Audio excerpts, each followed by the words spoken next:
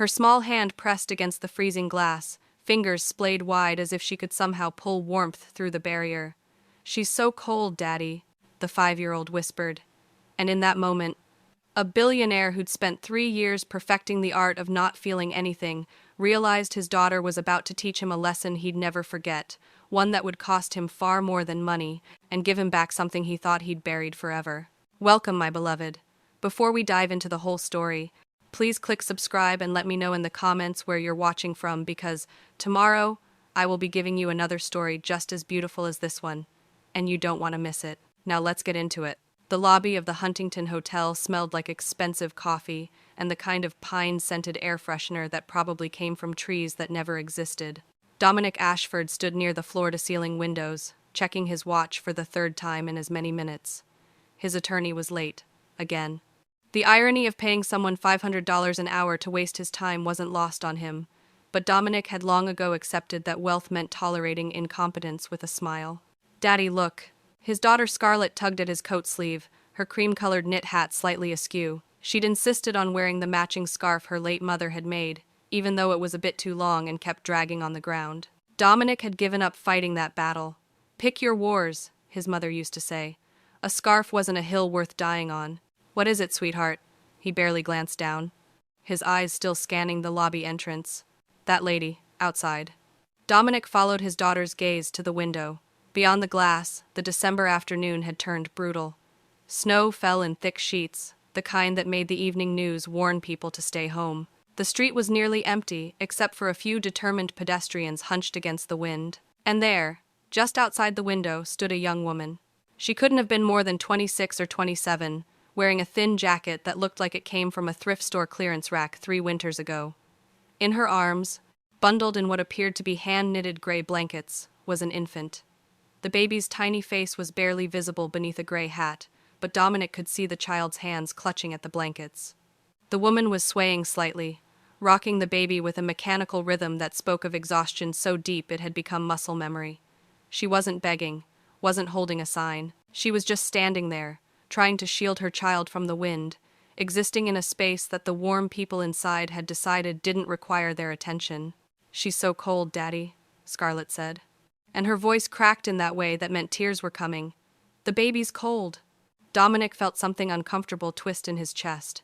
He'd donated to homeless shelters, written checks to 3 different organizations just last month. His accountant had assured him it was all properly tax-deductible.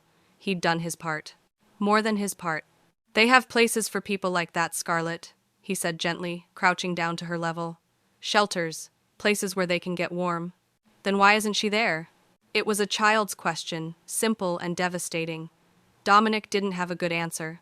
Or rather, he had plenty of answers, the kind that sounded logical when you said them out loud but felt hollow when you tried to believe them. Maybe the shelters were full. Maybe she'd missed the cutoff time. Maybe she had reasons for being out here that had nothing to do with choice. Scarlett pressed her palm against the window. Her hand looked impossibly small against the glass. On the other side, as if sensing the gesture, the young woman looked up. For a moment, their eyes met through the glass, the billionaire's daughter warm and safe, the homeless mother cold and struggling, and something passed between them that Dominic couldn't name. The woman's face held no resentment, no anger, just a bone-deep weariness that made her look older than her years. Then she turned slightly, adjusting the baby in her arms, and continued her swaying. "We have to help her," Scarlett said. It wasn't a question or a suggestion. It was a statement of fact, delivered with the absolute certainty that only 5-year-olds possess. The certainty that came from not yet understanding that the world was complicated, that good intentions weren't enough, that sometimes the best thing you could do was mind your own business. Dominic looked at his daughter's face, at the tears gathering in her eyes, at the set of her small jaw that reminded him painfully of her mother, and felt the walls he'd built around his heart develop their first crack. "Stay here," he told Scarlett finally. "Right here by the concierge desk. Do not move." "Where are you going?" "To do what your mother would have done." Dominic pushed through the revolving door, and the cold hit him like a wall. The wind cut through his expensive wool coat as if it were tissue paper. He couldn't imagine standing out here for hours with nothing but a threadbare jacket. The woman didn't notice him approaching. She was entirely focused on the baby in her arms, murmuring something soft and rhythmic that might have been a lullaby or just the sound of comfort repeated until it became a song. "Excuse me," Dominic said. She startled, taking a step back, and he saw fear flash across her face before she schooled her expression into careful neutrality. Up close, she was younger than he'd thought. Her face was wind-chapped and pale. But there was something striking about her features. High cheekbones, large eyes that might have been gray or blue, dark hair that hung in tangles past her shoulders. "I'm not asking for anything," she said quickly. Her voice was hoarse, probably from the cold. "I'm just waiting for the bus." It was a lie. There was no bus stop on this street. But Dominic understood it for what it was, a defense mechanism, a way to maintain dignity in a situation that had stripped away almost everything else. "I know," he said gently, "but it's freezing, and you have a baby. There's a cafe inside the hotel. Would you let me buy you some coffee, something warm to eat?" The woman's jaw tightened. "I said I'm not asking for anything." "You're not. I'm offering." Dominic kept his voice level, non-threatening. "My daughter is inside. She saw your baby and got worried. She's 5, and she doesn't understand why anyone would be cold when there's warmth just a few feet away. Honestly, I'm not sure I understand it either anymore." The woman looked toward the window, and Dominic followed her gaze. Scarlett was pressed against the glass, her palm still there, watching them with wide eyes. Something in the woman's expression shifted. Her shoulders, which had been rigid with defensive pride, sagged slightly. "Just coffee," Dominic added. "And maybe some food. 30 minutes. Then you can go wherever you need to go, no questions asked."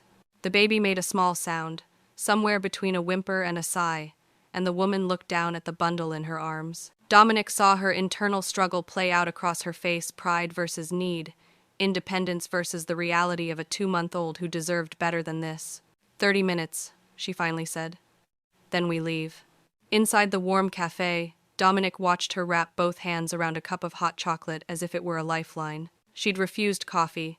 It's not good for nursing, and had devoured 2 sandwiches and a bowl of soup with the kind of focused intensity that spoke of real hunger, not just skipped meals. Scarlett sat beside her, completely entranced by the baby, who had finally emerged from his cocoon of blankets. His eyes were the same gray-blue as his mother's, and he had a cap of dark hair that stuck up in all directions. "He's so tiny," Scarlett whispered, as if speaking too loudly might break something precious.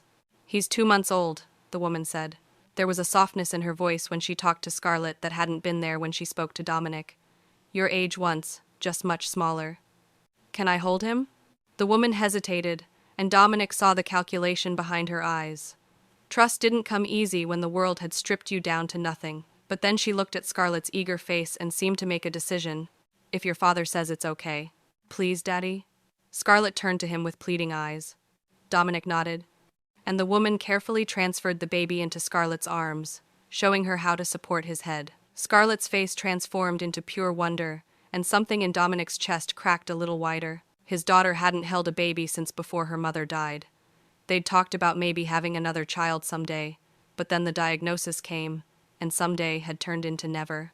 "You're good with him," the woman said quietly, and Dominic wasn't sure if she was talking to Scarlett or to him for allowing this moment. Her name was Bethany Clark, and slowly, across coffee and soup and Scarlett's gentle questions, her story emerged in fragments. The shelter she'd had to leave, the man who'd made her feel unsafe, the nights spent walking, keeping moving, protecting her son however she could. "What's his name?" Scarlett asked, still cradling the baby with intense concentration. "Wesley," Bethany said softly. "After my father." Dominic noticed she didn't mention Wesley's father, and he didn't ask. "Where were you planning to go tonight?" Dominic asked, after Scarlett had returned Wesley to his mother's arms. Bethany shrugged, her defenses rising again. "There's a church downtown that keeps its doors unlocked. Sometimes I can sleep in the back pew for a few hours before someone makes me leave. With a 2-month-old baby. He's warm when we're together." Her voice was defensive. "I keep him close. He's fine." "He's not fine," Dominic said gently, "and neither are you. No one should have to sleep in a church pew with an infant in the middle of winter." "Well, I don't exactly have a lot of options." Bethany's jaw was set, her pride bristling. Dominic took a breath, knowing what he was about to say would sound crazy. Hell, it was crazy. But Scarlett was watching him with those eyes that saw everything, and he knew with sudden clarity that this was a test not of his wealth, but of his humanity. "Stay with us," he said. "Tonight at least. I have a guest house that's empty. It's warm, it's safe, and you and Wesley can get a proper night's sleep. Bethany stared at him as if he'd just suggested they fly to the moon. Absolutely not. Those were her first words after a long silence. She pulled Wesley closer protectively, with unmistakable finality. I appreciate the food, she said stiffly, and the warmth. But I don't need your pity, and I'm sure as hell not going home with some stranger, no matter how expensive his coat is. Dominic stood too, hands raised in a gesture of peace. It's not pity, and you're right to be cautious. But look outside. Through the cafe windows, the snow was falling even harder now. The afternoon light was already fading, and the temperature was dropping fast. The street was nearly empty, anyone with sense having retreated indoors hours ago. That's going to get worse, Dominic continued. The forecast says we're getting 8 to 10 inches tonight. You can't stay out in that with a baby. I've managed worse. Have you? The question came out sharper than he intended. Because from where I'm standing, you look like you're barely managing at all. Bethany flinched as if he'd struck her, and Dominic immediately regretted his words. I'm sorry, he said quickly. That was cruel. He ran a hand through his hair, struggling to find the right words. Look, I'm not good at this. I don't know the right thing to say. But my daughter is looking at me right now, and she's going to remember this moment for the rest of her life. She's going to remember whether I was the kind of man who helped when he could, or the kind who let a woman and baby freeze because following the rules of polite society was more important than doing the right thing. Scarlett had moved to stand beside him, her hand finding his. She wasn't crying anymore, but her face was serious in that way that children get when they understand that something important is happening. You can trust my daddy, Scarlett said to Bethany. He's one of the good ones. Mommy always said so. Bethany looked at the little girl, and something in her expression softened. Your mommy sounds like she was smart. She was, but she got sick. Scarlett said it matter-of-factly, the way children do when they've had to accept something too big for their small hearts to fully comprehend. She died when I was little. But before she did, she told Daddy he had to keep being good even when she was gone. She made him promise. Dominic felt his throat tighten. He'd forgotten that conversation, or rather, he'd tried to forget it. His wife's hand in his, so thin by then that her wedding ring kept sliding off. Her voice barely a whisper as she'd made him promise to teach their daughter kindness, to never let grief turn him hard. He'd broken that promise. Somewhere in the 3 years since her death, he'd become exactly the kind of man she'd been afraid he might become: efficient, distant, quick to delegate anything that required emotional investment. Until today. Until a 5-year-old had pressed her hand against cold glass and asked the simplest, most devastating question, why aren't we helping? Bethany looked between father and daughter, and Dominic could see her wavering. Pride was a powerful thing, but exhaustion was stronger, and she was so clearly exhausted. Just tonight, she finally said. One night, and then we're gone in the morning. One night, Dominic agreed, though he was already thinking about tomorrow and the day after and all the days following. The drive to his house in the suburbs took 40 minutes through increasingly heavy snow. Scarlett chattered the entire way, asking Bethany questions about Wesley, what he liked to eat, whether he could smile yet, what his favorite toy was. Bethany answered patiently, and Dominic caught glimpses of who she must have been before life had beaten her down. There was intelligence in her responses, humor buried beneath the exhaustion, a spark that hadn't quite been extinguished. The guest house was at the back of the property, a small cottage that Dominic's wife had used as an art studio. After her death, he'd locked it up and tried to forget it existed. Opening the door now felt like disturbing a tomb, and the grief hit him unexpectedly hard. Everything was exactly as she'd left it. Paintings on easels, brushes in jars, the faint smell of turpentine still clinging to the air, despite 3 years of stillness. Bethany stepped inside and stopped abruptly. Someone lived here. My wife, she was a painter. Was? She passed away. Bethany turned to look at him, and in her eyes he saw recognition, the kind that only comes from knowing grief intimately. I'm sorry, she said, and she meant it. The cottage had a small bedroom, a bathroom, and a kitchenette. Dominic had the housekeeper stock the fridge earlier, a phone call made while Bethany was finishing her soup, and there were clean towels in the bathroom cabinet. Make yourself at home, he said awkwardly, because what else did you say in a situation like this? If you need anything, the main house is just across the yard. Scarlett and I are usually up early, so, thank you. Bethany's voice was quiet, sincere. Really, I know this is weird, and you don't know me, and you're probably going to regret this in the morning. But thank you. I won't regret it, Dominic said, and found he meant it. Walking back to the main house through the snow, Scarlett's hand in his, Dominic felt something he hadn't felt in 3 years. Not happiness, exactly. But maybe the first stirrings of purpose beyond just survival. That night, Dominic lay awake in his bed, staring at the ceiling and wondering what he'd just done. Inviting a homeless stranger to stay on his property was objectively insane. She could rob him. She could be dangerous. She could be running from something worse than bad luck and poverty. But when he closed his eyes, all he could see was Scarlett's hand pressed against that glass, and Bethany's face when she'd looked at her son, that fierce, protective love that needed no words. He'd spent 3 years building walls. Maybe it was time to start tearing some down.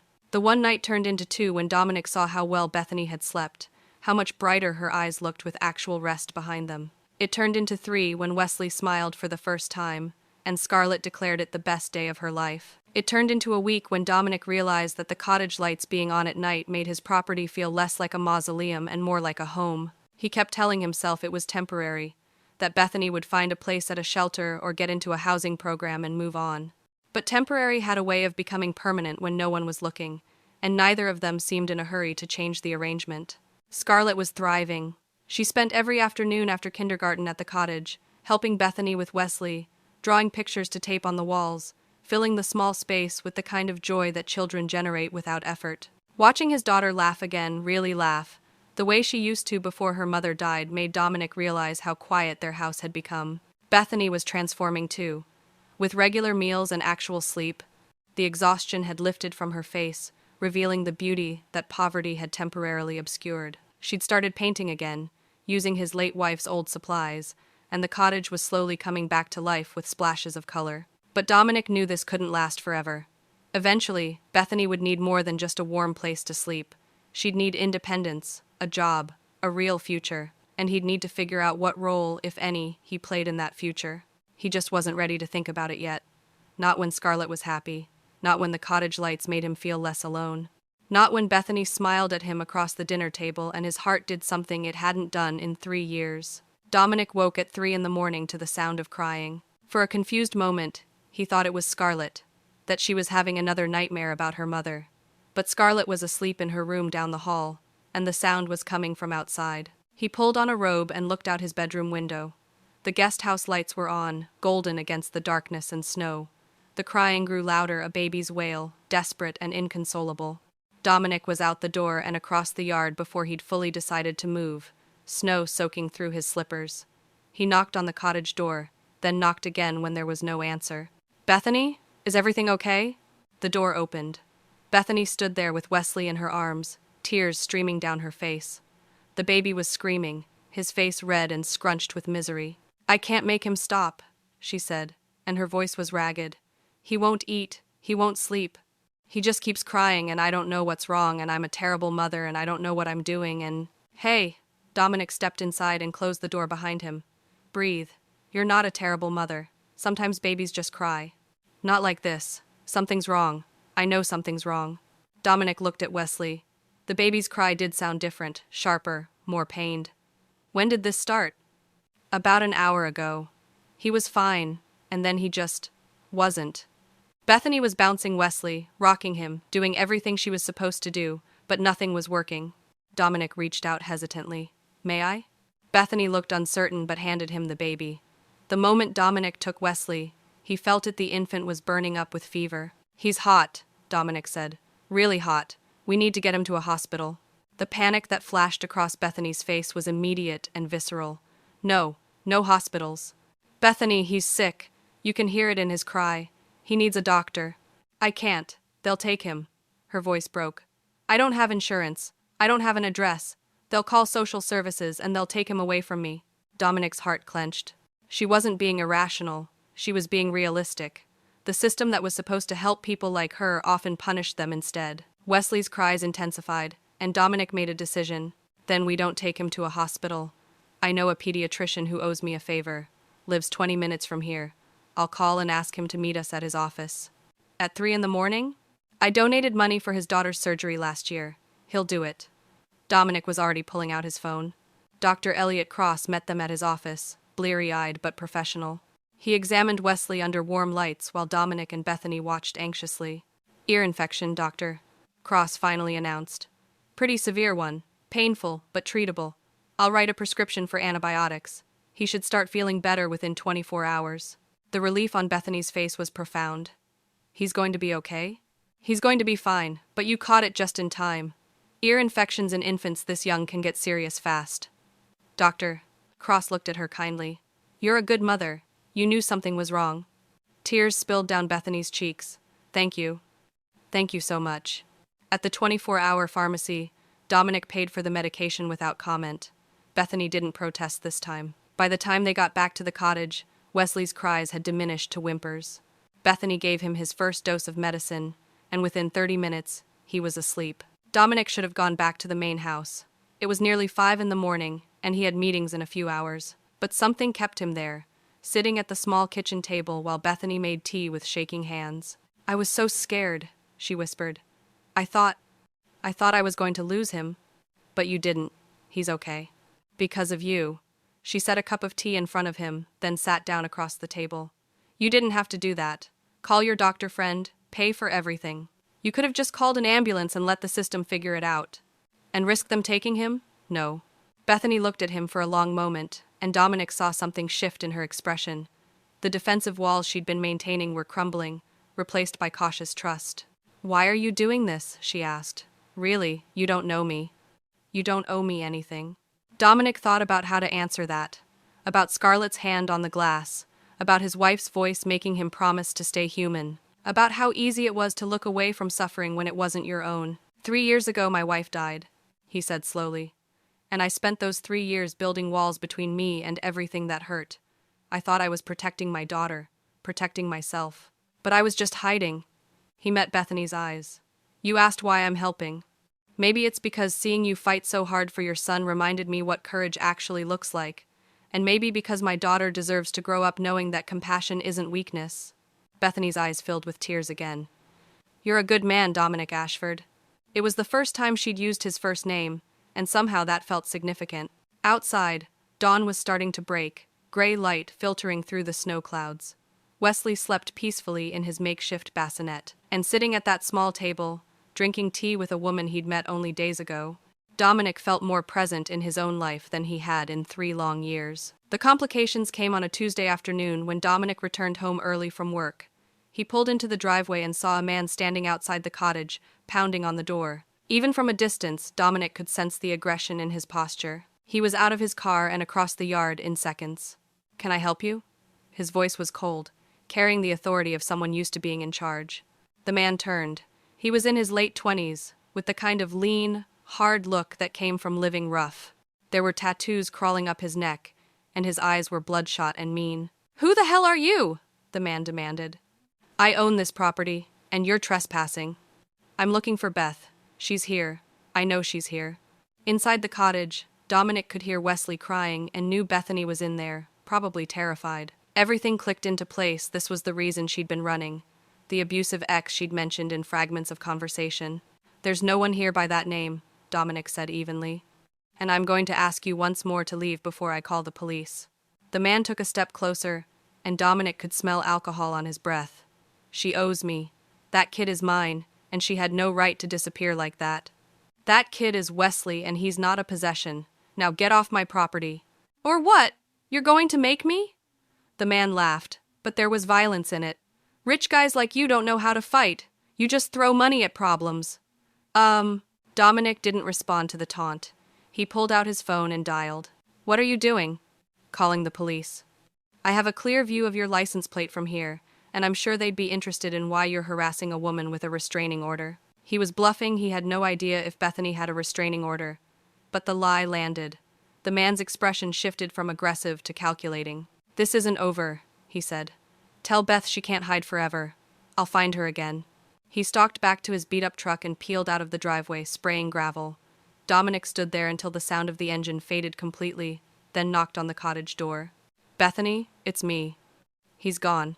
The door opened a crack, and Bethany's face appeared, pale and frightened. Wesley was screaming in her arms. How did he find me? She whispered.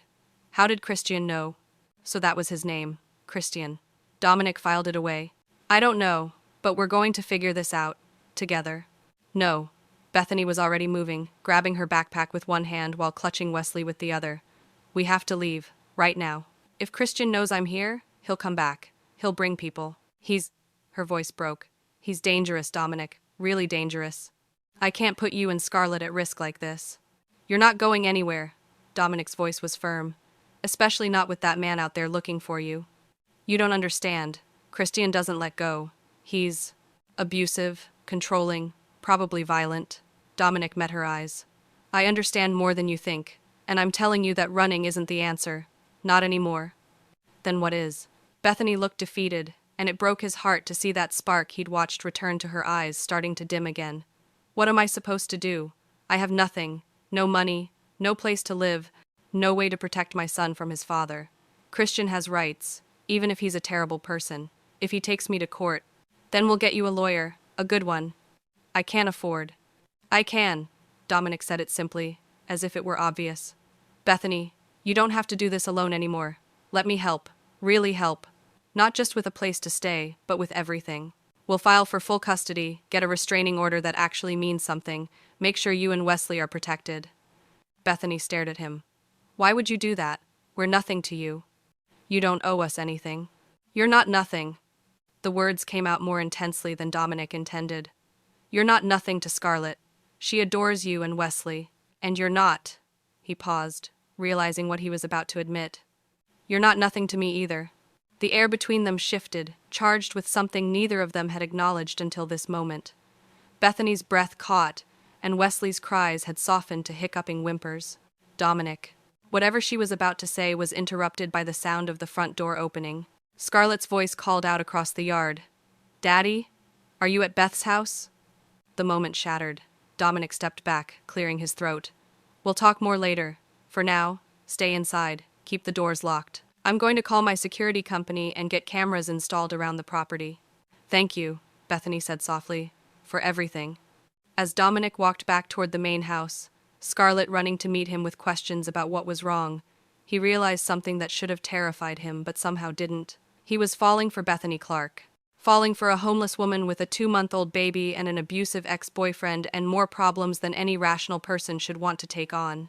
But love, he was learning, had nothing to do with rationality. The lawyer Dominic hired was named Isabel Montgomery, and she was exactly the kind of person you wanted in your corner during a custody battle, sharp, experienced, and utterly ruthless when the situation called for it. She sat in Dominic's study, reviewing the information Bethany had provided about Christian. The picture that emerged was grim. A man with a history of domestic violence arrests, substance abuse issues, and no job. He'd never met his son, never paid a cent of support, but under the law, he still had parental rights. This is going to be difficult, but not impossible, Isabel said, looking up from her notes. The fact that he's made threatening contact after months of absence works in our favor. Combined with his record, we can petition for sole custody and a permanent restraining order. But Bethany needs to file official police reports about any past abuse. She's scared, Dominic said. Scared of what Christian might do if she takes legal action. Which is exactly why she needs to take legal action. Right now, she's living in fear with no protection. We can change that. Isabel leaned forward. But I need to ask you something, Dominic. What's your role in all of this? I'm helping a friend. You're paying for a custody lawyer. That's not typically something friends do. Dominic met her gaze steadily. Then call me a very generous friend. Isabel studied him for a moment, then nodded. Just be careful. The optics of a billionaire getting involved in a custody case involving a homeless woman can get complicated. Christian's lawyer, if he gets one, could try to paint this as you taking advantage of her vulnerability. I'm not taking advantage of anyone. I believe you, but perception matters in family court. Isabel closed her folder. I'll start the paperwork. In the meantime, document everything. Every threatening contact, every interaction. And Bethany needs to start building a life that shows she's stable and capable of providing for Wesley. A job would help. An address that isn't your guest house would help more. After Isabel left, Dominic sat in his study, turning over her words. An address that isn't your guest house. The temporary arrangement was becoming a liability, but the thought of Bethany and Wesley leaving made his chest tight with something that felt suspiciously like panic. When had this happened? When had they gone from strangers to people he couldn't imagine not seeing every day? The answer came to him as he watched through the window. Bethany was in the yard with Scarlett, bundled in coats he'd bought them, laughing as Scarlett tried to teach Wesley to catch snowflakes. The baby was too young to understand, but he was making happy gurgling sounds, and the joy on Bethany's face was radiant. It had happened gradually, and then all at once. The same way his wife had once described falling in love, like walking down a hill that suddenly became a cliff, and by the time you realized you were falling, you were already airborne. That evening, Dominic made his proposal over dinner. He'd asked Bethany to bring Wesley to the main house, and Maria, his housekeeper, had prepared a proper meal. Scarlett was chattering about her day at school, and Wesley was dozing in a portable bassinet nearby. It felt, Dominic realized, like a family dinner, the kind he used to have before grief had turned his house into a mausoleum. "I want you to work for me," he said abruptly, cutting into Scarlett's story about art class. Bethany looked up from her plate, surprised. "What?" "As a nanny." For Scarlett. Dominic had been working out the details all afternoon. "She needs more consistent care than what I can provide, and she clearly adores you. It would be a real job, with a real salary, benefits, everything above board." "Dominic, I can't." "And the cottage comes with the job. It's part of the compensation package. That gives you a stable address, employment history, everything you need to show the court that you're providing a stable home for Wesley." Bethany set down her fork. "You're doing this for the custody case." "I'm doing this because it makes sense. Scarlett needs you. You need income and housing. It's practical." "Is it?" Bethany's eyes searched his face. "Or is it pity disguised as practicality?" "It's not pity." Dominic's voice was quiet but firm. "If I thought you couldn't do the job, I wouldn't offer it. But I've watched you with Scarlett. You're patient, creative, kind. You're exactly what she needs." Scarlett, who had been listening to the conversation with growing excitement, chimed in. "Please say yes, Beth. We could have so much fun. And Wesley could live here forever and ever." Bethany looked at the little girl, and Dominic saw her defenses crumbling. "Scarlett, honey, it's not that simple." "Why not? Daddy has lots of room. And you make him smile again. He hasn't smiled like that since Mommy died." Out of the mouths of babes. Dominic felt his face heat, but he didn't deny it. "Think about it," he said to Bethany. "Take your time. But the offer stands." Later that night, after Scarlett had gone to bed, and Bethany was preparing to return to the cottage, she stopped at the door. "Can I ask you something?" "Of course. Is this really just about Scarlett? About being a nanny?" Dominic could have lied, could have kept things professional and safe. But something in Bethany's expression, vulnerable but brave, like she was standing at the edge of trust and deciding whether to jump, made him choose honesty instead. "No," he said, "it's not just about that." "Then what is it about?" "It's about the fact that when I see you with my daughter, I see the mother she lost. It's about how this house has felt empty for 3 years, and suddenly it doesn't anymore. It's about—" He took a breath. "It's about the fact that I'm falling for you, Bethany Clark. And I have no idea what to do about it." Silence stretched between them, taut as a wire. Then Bethany said, very softly, "I'm falling for you too, and it terrifies me." "Because of Christian?" "Because of everything. Because I have nothing to offer you except problems, and a baby, and a past I'm ashamed of. Because men like you don't end up with women like me outside of fairy tales." "Then maybe it's time to stop thinking in categories," Dominic said, moving closer. "Stop thinking about men like me and women like you. Start thinking about two people who found each other when they both needed it most." Bethany looked up at him, and Dominic saw tears glistening in her eyes. "I'm so scared of wanting this, of wanting you." "Me too," he admitted. "I haven't wanted anything but survival for 3 years. This feels dangerous." "Then maybe we should be dangerous together." When Dominic kissed her, it was gentle and careful, like they were both holding something fragile. Bethany's hands came up to frame his face, and he could feel her trembling from fear or want or both. When they broke apart, she was smiling through tears. "I'll take the job, but on one condition." "Anything. You let me earn this. The job, the cottage, everything. I need to know I'm here because I deserve to be, not just because you feel sorry for me." "Deal," Dominic said. "Though for the record, pity is the last thing I feel when I look at you." What he felt was far more dangerous, far more consuming. He felt hope. The custody hearing was scheduled for a cold morning in late January. Isabel had filed all the paperwork, documented Christian's history, and built a case that should have been airtight. But should have been didn't account for how unpredictable family court could be. Christian showed up clean-cut and sober, wearing a suit that someone had obviously lent him. He'd hired a lawyer, too, a public defender who was overworked but competent enough to be concerning. Bethany sat at the plaintiff's table, her hands clasped so tightly her knuckles were white. Wesley was with Maria back at the house, and Dominic could see the physical pain it caused Bethany to be separated from her son, even for a few hours. Dominic sat in the gallery, technically just an observer, but everyone in the courtroom knew he was bankrolling Bethany's side. Christian's lawyer had already tried to make an issue of it, suggesting that Bethany was being manipulated by a wealthy man with unclear motives. Isabel had shut that down with surgical precision. My client is an employed professional with stable housing who is protecting her child from a man with documented violent tendencies. Mr. Precision, Ashford's support is no different than any family member or friend helping someone in need. Unless the defense wants to argue that helping people is suspicious behavior. But the hearing wasn't going as smoothly as Dominic had hoped. Christian's lawyer was painting a picture of a father who'd made mistakes but was now trying to turn his life around. He'd enrolled in an anger management program. He'd been sober for 60 days. He just wanted a chance to know his son. "Your Honor," Christian said when given the chance to speak, and Dominic felt rage build in his chest at the fake sincerity in the man's voice. "I know I wasn't there when Wesley was born. I know I've got a past I'm not proud of, but I'm his father. Doesn't that count for something? Beth won't even let me meet him." "Perhaps because you threatened her 2 weeks ago," Isabel interjected. "Showed up at her residence making demands and frightening her. I was upset. I'd just found out I had a son, and she'd been hiding him from me. Any father would be upset." The judge, a woman in her 60s with a stern expression, looked at Bethany. "Miss Clark, can you explain why you didn't inform Mr. Holloway about the pregnancy or birth?" Bethany stood, and Dominic could see her trembling, but when she spoke, her voice was steady. "Because I was afraid, Your Honor. Mr. Holloway was abusive during our relationship. He hit me more than once. He threatened me. When I found out I was pregnant, I knew I had to leave. I couldn't bring a child into that situation." "Do you have documentation of this abuse? Police reports?" "No, Your Honor. I was too scared to file reports.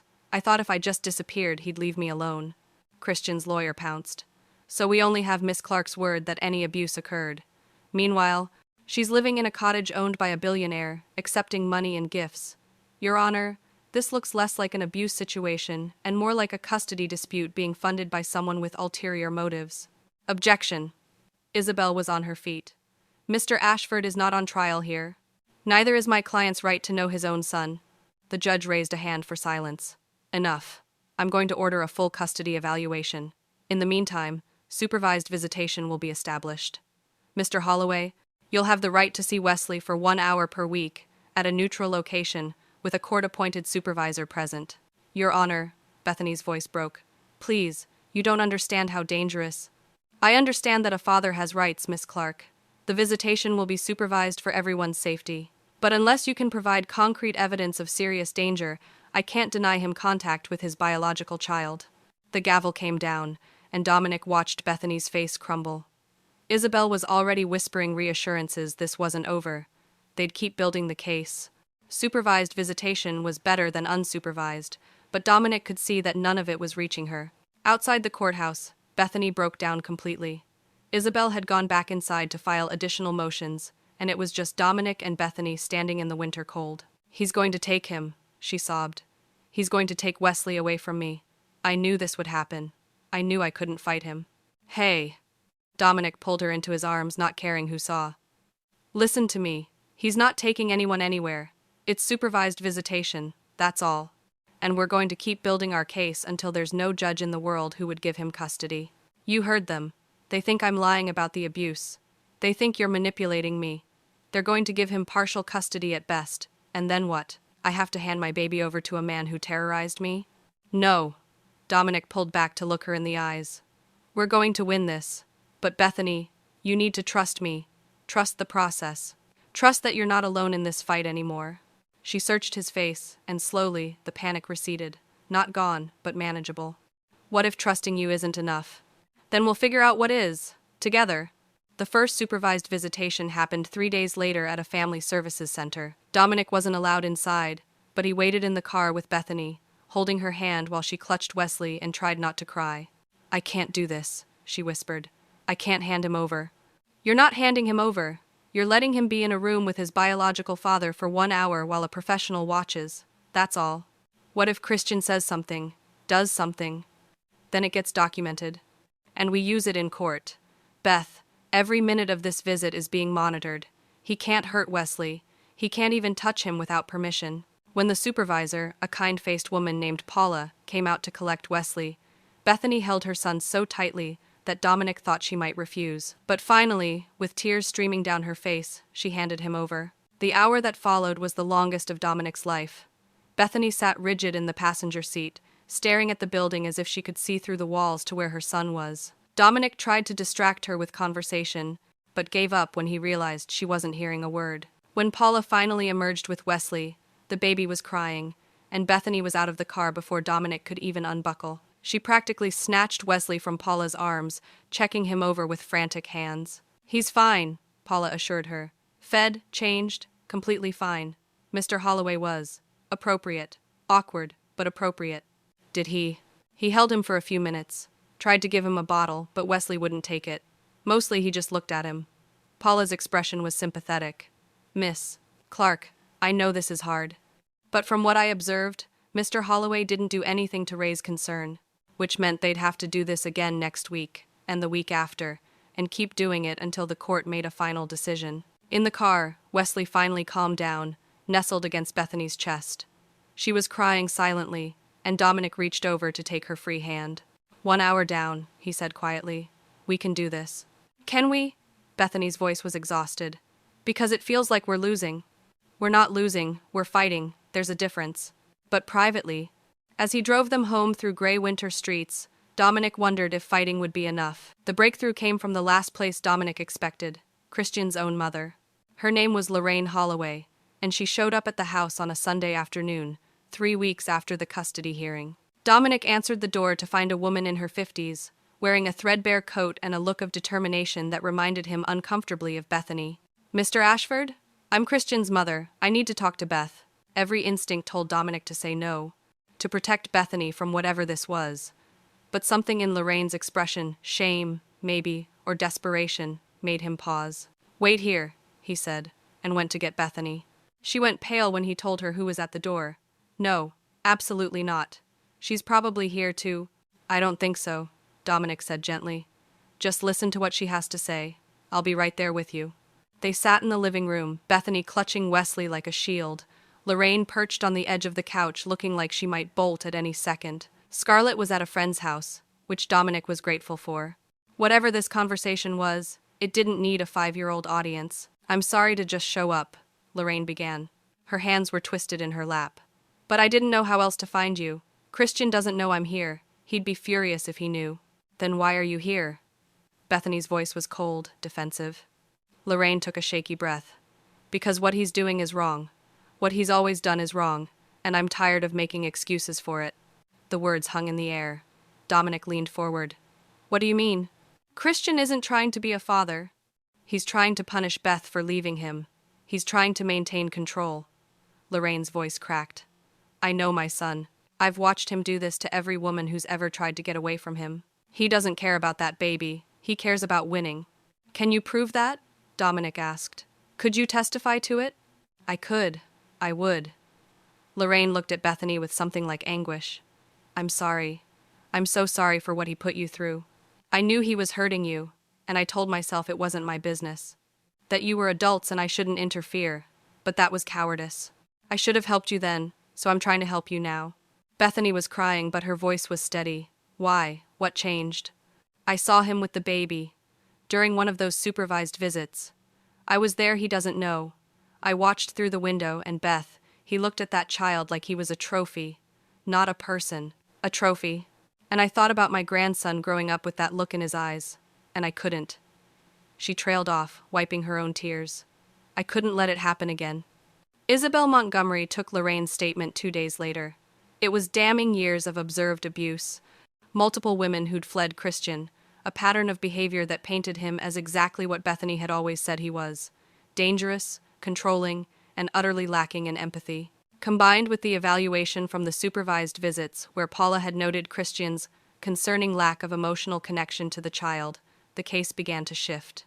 Isabel filed new motions. Christian's lawyer tried to discredit Lorraine's testimony, but it was hard to argue against a mother testifying against her own son. The final hearing was scheduled for March, but before it could happen, Christian did something that sealed his own fate. He violated the restraining order. He showed up at the house drunk, pounding on the cottage door and screaming for Bethany to bring him his son. The security cameras Dominic had installed caught everything: the threats, the violence, the moment Christian tried to kick down the door. The police arrived within minutes. Christian was arrested for violating the restraining order, public intoxication, and attempted break-in. It was exactly the kind of evidence Isabel had been trying to build, handed to them on a silver platter of Christian's own rage. 2 weeks later, the judge granted Bethany full custody. Christian's parental rights were terminated. The restraining order was made permanent. It was over. Bethany stood outside the courthouse, holding Wesley, looking dazed. Isabel was smiling, shaking hands, talking about appeal periods and final paperwork. But Bethany just stood there, like she couldn't quite believe it was real. "You won," Dominic said softly, coming to stand beside her. "We won," she corrected. "I couldn't have done this without you." "You could have. You're stronger than you think." Bethany looked up at him, and her eyes were full of tears, but this time, they were happy tears. "He's mine, really mine. Christian can't take him away. No one can take him away." Dominic put his arm around her shoulders. "You're safe now, both of you." That night, they celebrated with takeout pizza in the main house. Bethany, Dominic, Scarlett, and Wesley, who was too young to understand but gurgled happily through dinner anyway. Scarlett was practically bouncing with excitement, already planning all the things she was going to teach Wesley when he got older. After dinner, after Scarlett was in bed and Wesley was asleep in his bassinet, Dominic and Bethany sat on the couch in the living room, not quite touching but close enough to feel each other's warmth. "What happens now?" Bethany asked. "What do you want to happen?" "I want—" She paused, considering. "I want to stay, here, in the cottage, as your nanny, like we agreed. I want to keep building a life that's stable and good for Wesley. I want to go back to school eventually, finish my degree." She turned to look at him. "And I want to see where this goes. Us. If there's going to be an us." "There's going to be an us," Dominic said. He took her hand, lacing their fingers together. "If you want there to be." "I do, but slowly. I need to learn how to trust again, how to be in a relationship that isn't about survival." "Slowly works for me." Dominic squeezed her hand. "I need to learn how to open my heart again, how to let someone in after I was so sure I'd never want to." "We're a mess," Bethany said, but she was smiling. "We're a work in progress," Dominic corrected. "There's a difference." She leaned her head on his shoulder, and they sat like that for a long time, listening to Wesley's soft breathing and the quiet creak of the old house settling around them. Outside, spring was starting to push through winter's last grip. Soon the snow would melt, revealing the gardens Dominic's wife had planted years ago. Soon Scarlett would be running through the yard with Wesley toddling after her. Soon the cottage would be filled with Bethany's paintings, bright and alive. Soon felt full of possibilities. 3 months later, on a warm May evening, Dominic proposed. Not with a grand gesture or an expensive ring, though he'd bought one, a simple sapphire that reminded him of the color of Bethany's eyes, but with words spoken in the cottage where they'd first begun to heal each other. "I want you to know that this is real," he said, taking both her hands. "This isn't about saving you, or you saving me. It's about 2 people who found each other when they both needed it, and decided to build something together. I want to marry you," he continued. "Not because I think you need me, but because I love you, because Scarlett loves you and Wesley. Because this strange, imperfect family we've created feels more right than anything in my life has felt in years." Bethany was crying. She was always crying these days, but happy tears were becoming her default, and nodding before he even finished. "Yes," she said. "Yes, yes, 1,000 times yes." They were married in September, in a small ceremony in the garden. Scarlett was the flower girl. Wesley was passed around by delighted guests, and when Dominic kissed his bride, he tasted salt from her tears and thought about how far they'd both come. From a hand pressed against cold glass, to this moment standing in sunshine, surrounded by love, no longer separated by barriers of wealth or circumstance or fear. Just 2 people who'd had the courage to see each other as human beings first, and everything else second. It wasn't a fairy tale. Bethany still had nightmares sometimes. Dominic still struggled with grief on the anniversary of his first wife's death. They argued about money and parenting and how to blend their different worlds into something that worked. But it was real, and messy, and beautiful. And when Scarlett asked Bethany what love looked like, Bethany thought about that cold December day when a 5-year-old girl had refused to look away from suffering. Love looks like seeing someone who's cold, she said, and deciding to do something about it. Even when it's hard, even when it's complicated, especially then. Scarlett nodded solemnly, understanding in the way children do that sometimes the simplest truths are the most profound. Outside, Wesley was learning to walk, taking wobbling steps across the grass while Dominic followed with his hands outstretched, ready to catch him if he fell. Ready to catch all of them if they fell, just as they'd been there to catch him when he'd forgotten how to feel anything but numb. The cottage windows were open, and Bethany's latest painting sat drying on an easel, an image of hands pressed together on opposite sides of glass, reaching for connection. She'd titled it Before, because everything that came after all, the struggle and fear and fighting and love, that was the story worth telling. The story of how a billionaire learned that wealth couldn't insulate him from loneliness, how a homeless mother found her strength again, and how a 5-year-old girl, with nothing but compassion and stubbornness, had shattered all their walls and reminded them what it meant to be human. Thank you for watching this story to the end. If you enjoyed this story, you will surely love the next one. It's as beautiful and intriguing as you can ever imagine. So do check it out. See you on the next one.